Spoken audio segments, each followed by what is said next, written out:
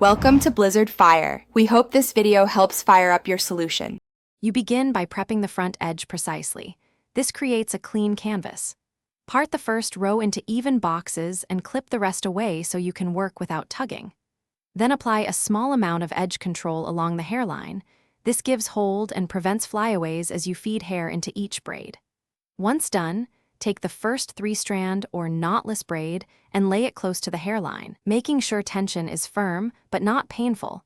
This protects the edges while defining the shape. Now you move into shaping.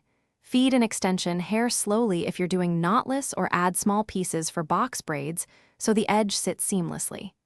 Use your index finger to guide hair direction and keep braids flat against the scalp. Then refine baby hairs with a small toothbrush or brush and a light holding gel, creating gentle swoops that frame the face. Make sure to step back and compare both sides. Consistent spacing and equal tension prevent pulling and create a polished edge. To finish, secure braid ends and smooth the perimeter with a light oil to prevent dryness. This also reduces friction against clothing.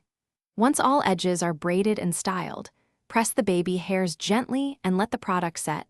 Use a silk scarf for 10-15 minutes if desired.